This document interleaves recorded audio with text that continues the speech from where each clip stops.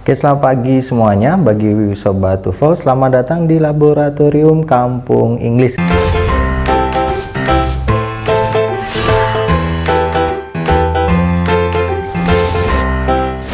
Hari ini kita akan belajar listening dalam TOEFL.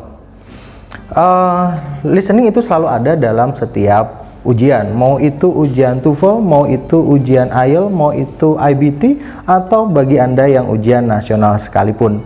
Listening itu dibilang gampang-gampang, dibilang susah-susah, tapi dengan cara yang akan saya sampaikan hari ini, saya yakin listening akan menjadi bagian yang sangat gampang di dalam setiap ujian Anda. Listening di dalam TOEFL hanya berlangsung selama 35 menit. Ingat, 35 menit, sangat pendek sekali. Dan itu akan terbagi di 3 part. Part A, Part B, sama Part C. Part A, 30 nomor. Dia short conversation, percakapan pendek. Orang pertama ngomong, orang kedua jawab, terus ada pertanyaan. Itu Part A. Part B, longer conversation, ada pertanyaan, ada percakapan yang agak panjang, tanya jawab, tanya jawab, tanya jawab, baru di akhir akan ada beberapa pertanyaan. Rata-rata 4 pertanyaan setiap percakapannya. Dan terakhir part C, 39 sampai 50, 12 nomor di sini. Satu orang yang ngomong panjang, biasanya topiknya berkaitan dengan perkuliahan. Selesai, baru nanti di belakang akan ada pertanyaan-pertanyaan. Untuk kesempatan pagi hari ini kita akan bahas yang part A dulu, yang short conversation. Part A ini dia kalau dilihat dari 3 tipe soal tadi harusnya paling gampang. Kenapa paling gampang? Karena dia short conversation, satu. Dan yang kedua, dia ternyata penyuplai skor terbanyak. Dia 30 nomor sendiri. Kalau part B, part C, part B hanya 8 nomor, part C hanya 12 nomor.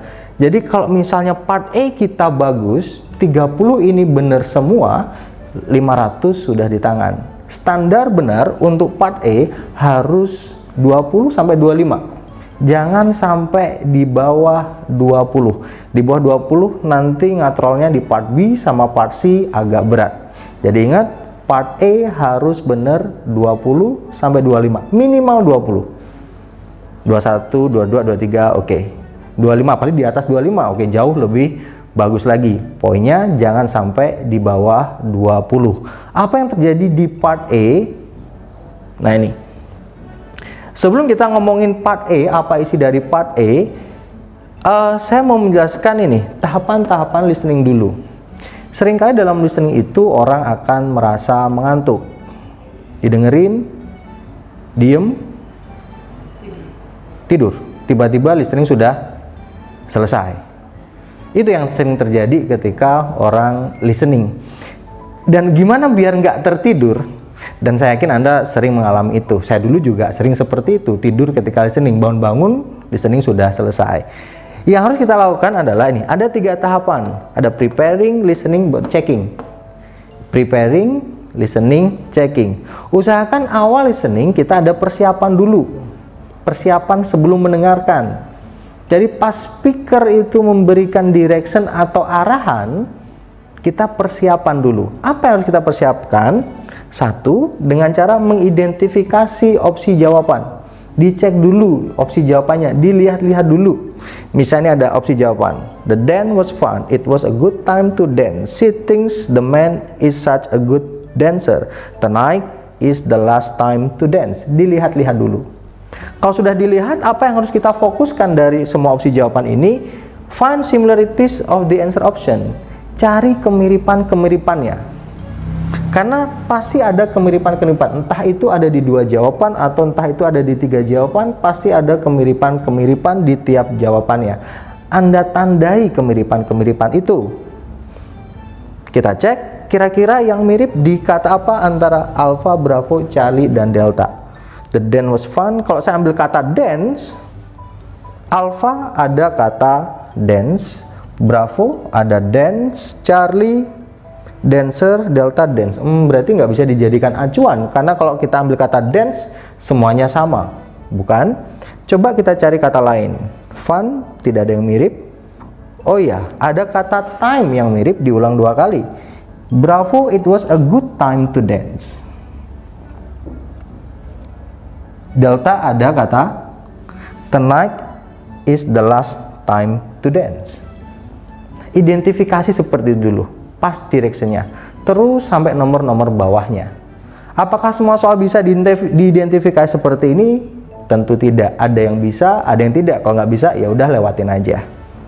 Berikutnya setelah dianalisa, baru Anda proses mendengarkan. Listening diputar, Anda mendengarkan, understand the meaning. Pahami artinya dulu. Pastikan Anda paham. Kalau Anda paham, pasti bisa menemukan jawaban. Kan yang menjadi masalah, kadang kita nggak paham. Atau dengar saja tidak biasanya dalam listening. Maka baru trik tadi kita pakai. Avoid vocabularies of other option and the speaker. Hindari memilih vocab-vocab yang sama dari pilihan jawaban yang lain atau dari speakernya.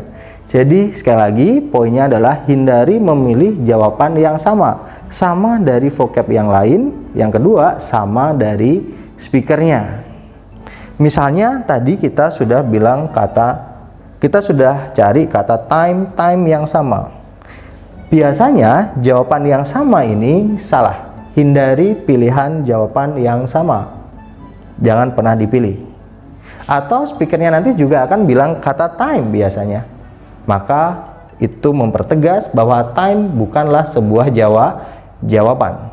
Atau kalau misalnya speaker bilang kata things atau tonight, berarti dia bukan juga sebuah jawaban.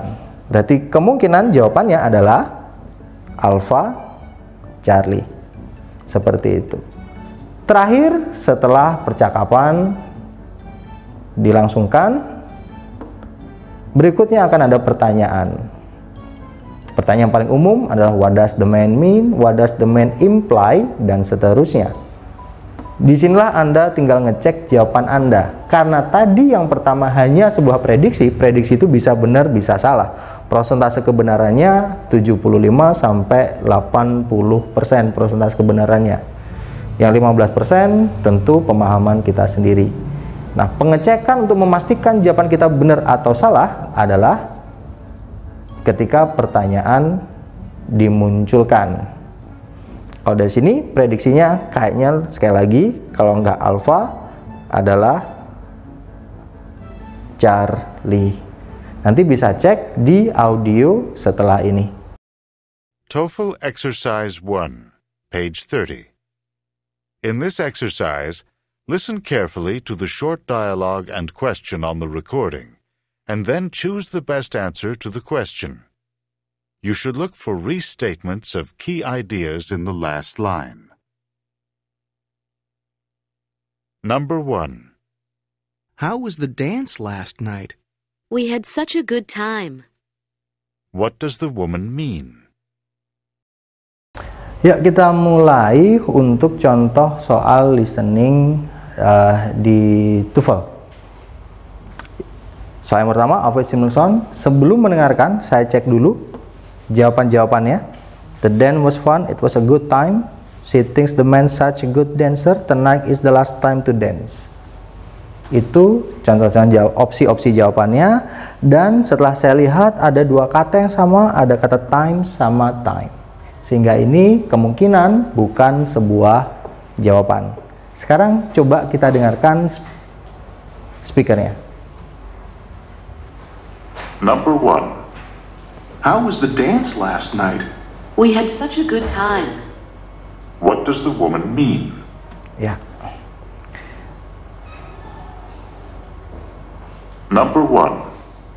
How was the dance last night? Orang pertama, how was the dance last night? Dia bertanya. Orang kedua menjawab, We had such a good time. we had such a good time. Dan ternyata speakernya bilang kata time. Berarti time secara jelas bukan sebuah jawaban. Jawaban seringkali menggunakan vocab yang berbeda, yang tidak kita dengarkan dan berbeda dari opsi-opsi jawaban yang lain.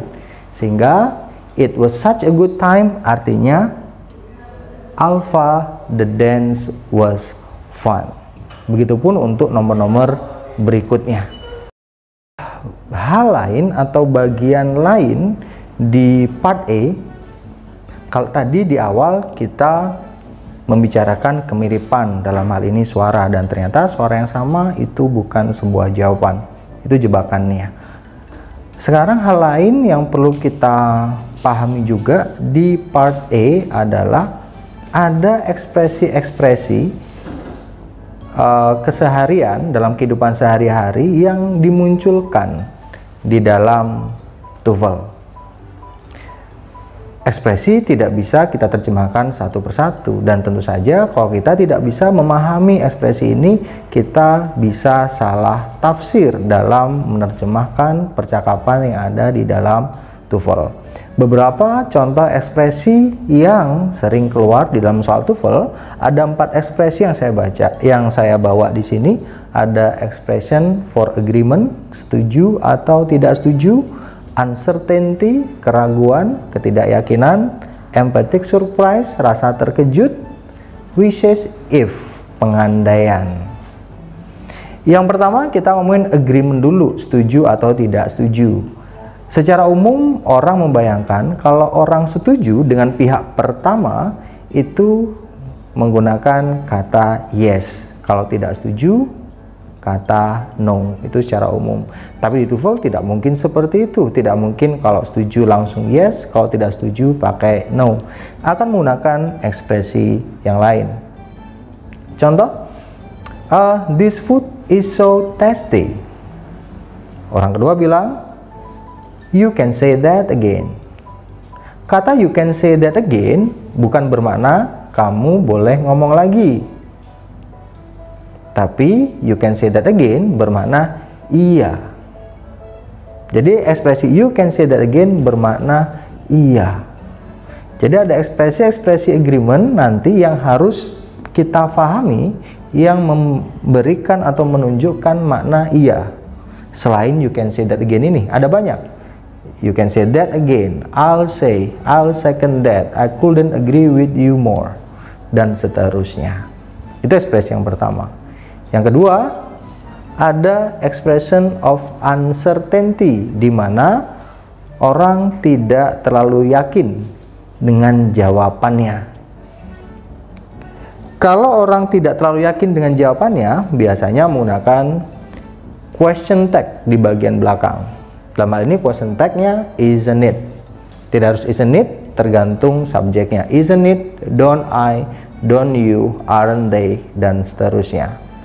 Contoh, ketika saya bilang, the movie is so good, isn't it? Filmnya bagus bukan?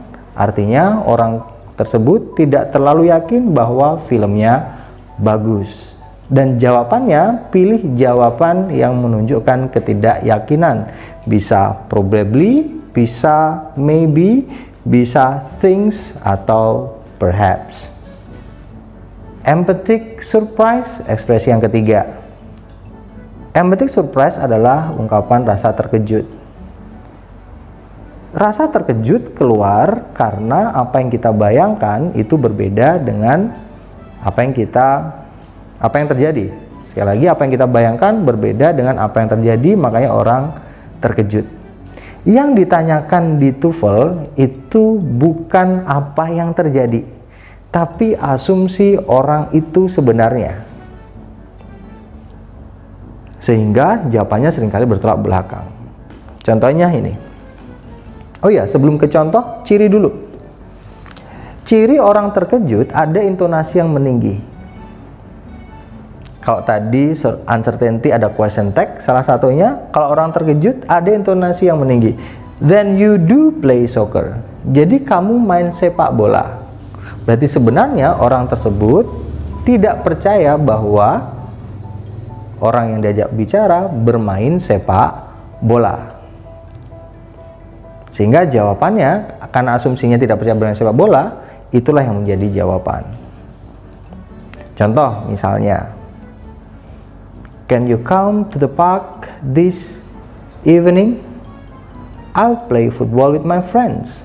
Orang pertama. Orang kedua bilang, then you do play soccer. Oh, jadi kamu main sepak bola. Jawabannya adalah orang tersebut tidak percaya bahwa dia bermain sepak bola, atau orang tersebut beranggapan dia tidak bermain sepak bola. Jawabannya bertolak belakang. Terakhir, wishes, orang berharap. Cirinya ada wish, I wish. Can you come to my party tonight? I wish I had time. Aku harap aku punya waktu. Sebenarnya ketika orang bilang dia berharap dia punya waktu, dia tidak punya waktu sebenarnya. Jawabannya bertolak belakang. Can you come to our wedding day tomorrow? I wish I could. Saya harap saya bisa. Sebenarnya ketika dia udah bilang seperti itu, dia tidak bisa datang. Sehingga jawabannya juga bertolak belakang.